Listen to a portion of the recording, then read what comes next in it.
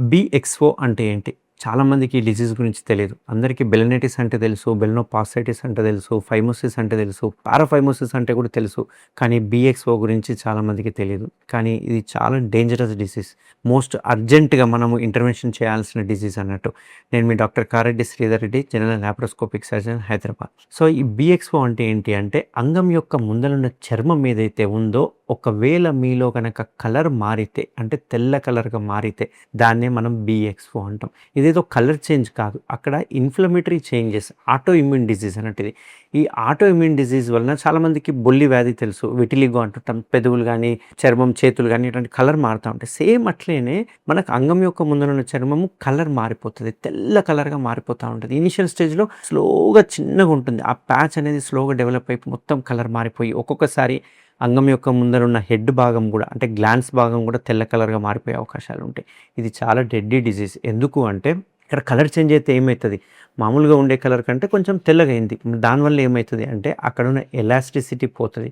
ఆ ఇన్‌ఫ్లమేషన్ వలన అక్కడున్నది ఫైబ్రోసిస్ అయిపోయి హార్డ్ అయిపోయి గట్టిగా అయిపోతుంది.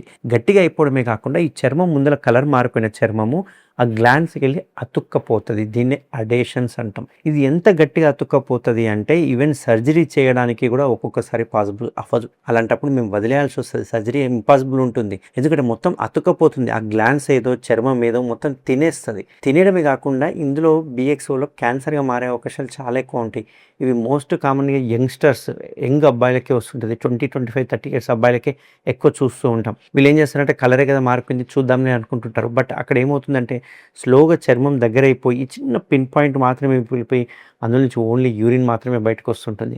వీళ్ళకి నేను సర్జరీ చేయడానికి ఒకవేళ నేను ఓపెన్ చేస్తే గనక యూరిన్ పోసుకునే హోల్ చిన్నగా మారిపోతుంది. దీనివల్ల వాళ్ళు మూత్రానికి వెళ్ళేటప్పుడు బాగా గట్టిగా స్ట్రెయిన్ చేయాల్సి వస్తుంది.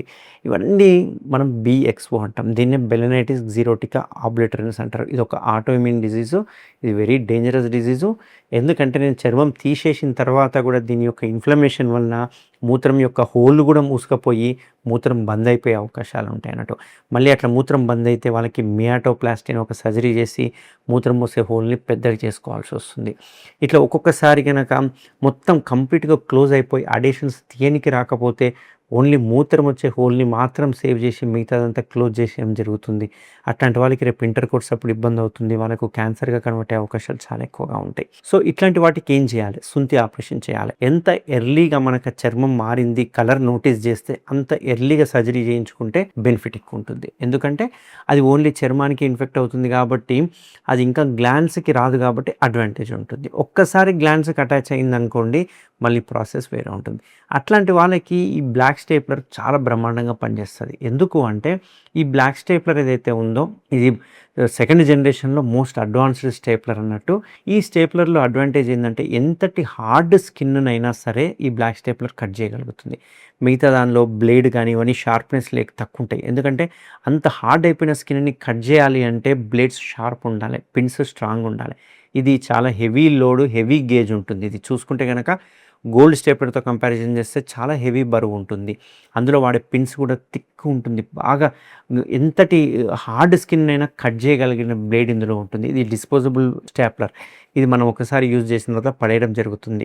ఈ స్టాప్లర్‌తో చేసినప్పుడు ఇందులో పిన్స్ సంఖ్య కూడా 20 ఉంటుంది. కాబట్టి పెయిన్ ఉండదు, తొందరగా పడిపోతాయి, హీలింగ్ ఫాస్ట్ ఉంటుంది, బ్లీడింగ్ ఉండదు, వాపు ఉండదు, ఎటువంటి డ్రెస్సింగ్స్ అవసరం ఉండదు. వన్స్ దాంతో సర్జరీ చేసిన తర్వాత ఆ స్కిన్ మొత్తం తీసేసిన తర్వాత మళ్ళీ అక్కడ ఈ బిఎక్స్ఓ వచ్చే అవకాశాలు చాలా తక్కువ ఉంటాయి. కానీ ఈ బిఎక్స్ఓ ఆల్రెడీ స్కిన్ నుంచి కనుక గ్లాండ్స్‌కి పాకింది అంటే కనుక గ్లాండ్స్‌లో ఫ్యూచర్‌లో మీరు గుర్తుపెట్టుకోవాల్సింది ఎప్పుడైనా గనక మూత్రం పోయడానికి డిఫికల్టీ ఉంటే డెఫినెట్‌గా నన్ను కన్సల్ట్ అవ్వండి. మియాటోప్లాస్టీ సర్జరీ చేయకపోతే ఆ హోల్ కంప్లీట్‌గా బంద్ అయిపోతుంది. కాబట్టి అంగం యొక్క ముందరున్న చర్మము టైట్ అయినా, కలర్ చేంజ్ అయినా, హోల్ చిన్నగా అయిపోయినా ఇమ్మీడియట్‌గా అలర్ట్ అవ్వండి. అది గనక బిఎక్స్ఓ అయితే క్యాన్సర్ మారే అవకాశాలు చాలా ఎక్కువగా ఉంటాయి. ఎవరికైనా ఇలాంటి బిఎక్స్ఓ కానీ, బెలినైటిస్, ఫైమోసిస్ ఉంటే ట్రీట్మెంట్ రేంజ్ హాస్పిటల్ అవైలబుల్‌గా ఉంటాను.